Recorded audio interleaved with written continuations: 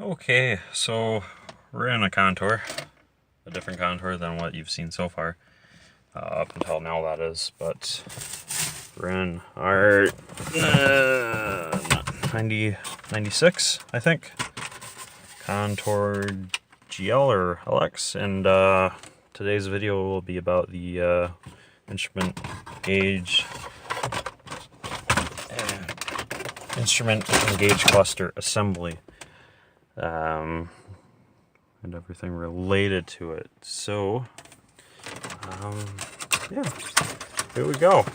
So with the first gen contours, this is what it's going to apply to. The first gen Mystiques have a totally different dash.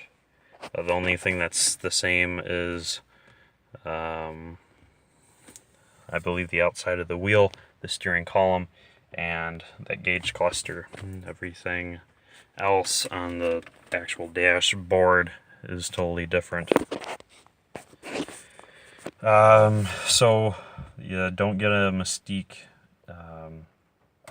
Don't get Mystique bezels or paneling thinking it'll fit on your contour, because it just won't.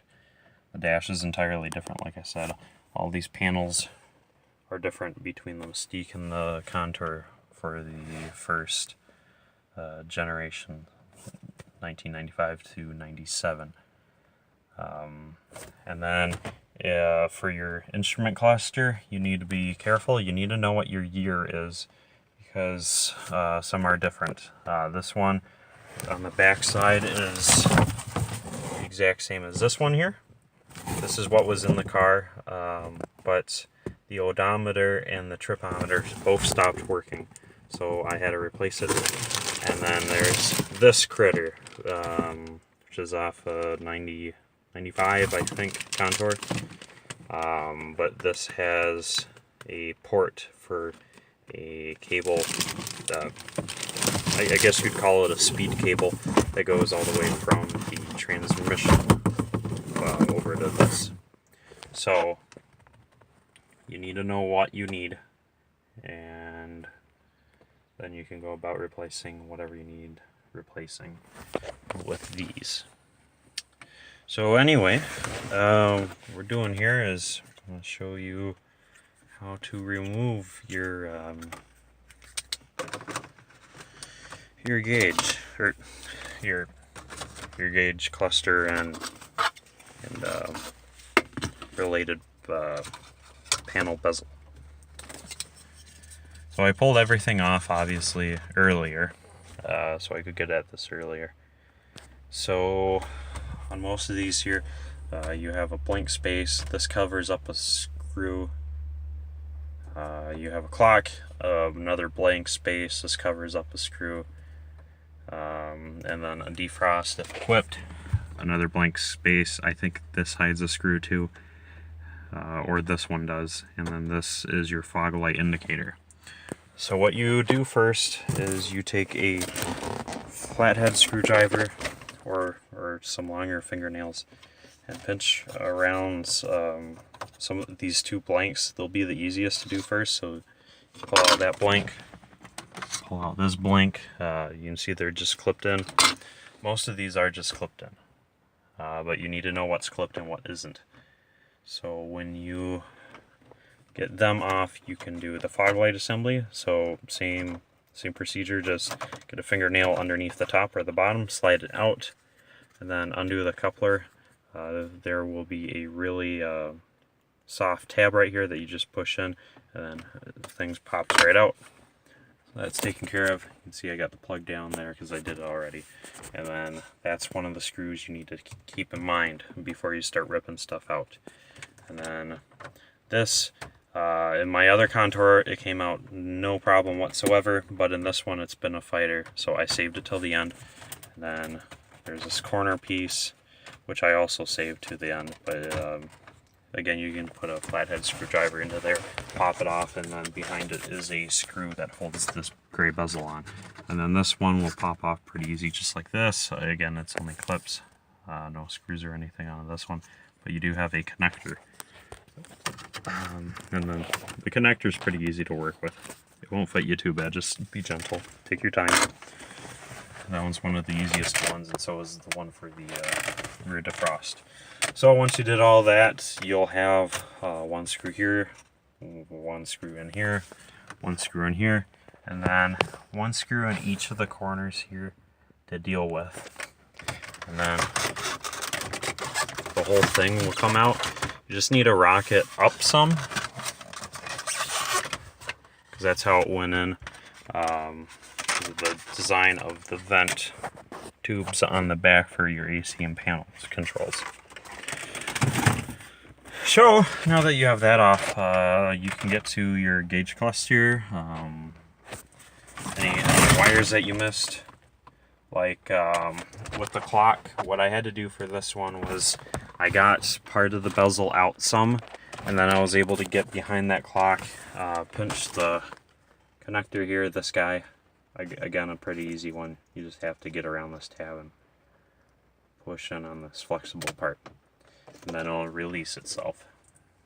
And then the entire thing was able to come out. So you may or may not have to pull out the clock. You may or may not have to fight the cord like I did.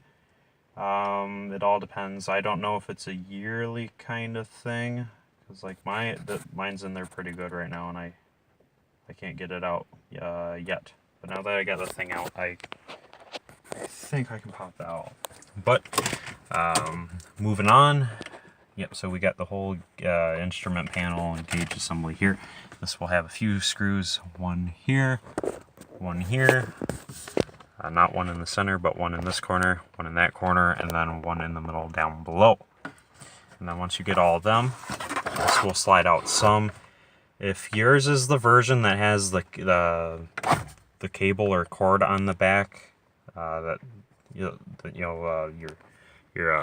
tach drive or speed cable that attaches to your transmission, that thick thing, you'll need to unplug that. That is a pain in the butt, because there's this weird loop thing that you have to crush and then turn just right and then yank right out, and it's just weird because this will only be able to pull out so far, and then you need to stuff your hand back in there to get at that speed cable or tach cable.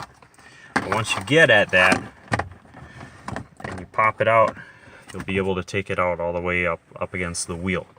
You don't have to remove the wheel. What you can do is you can rotate this to the side some, and then you just have this one ribbon cable connector and plug over here, and then you have a similar one on this side. If you can see that, it's pretty big, hard to miss. That's that right there, and they each have little flexible tabs that move in and out that lock it into place. Each one will only have one, and you need to squeeze the tab. And before you start yanking, you need to squeeze the tab, push down further so it goes further into the female slot, and then you need to, while you're still pinching it, you need to pull it back out. So you pinch, push, pull, and it should pop out just fine. Don't twist it to one side or the other. Don't rock it much. Just squeeze, push, pull, and both of them will come out just like that. And then this critter will fold forward some, and then it'll slide up against the back of the steering wheel out just fine, and then you're ready to replace it or service it, whatever you need to do.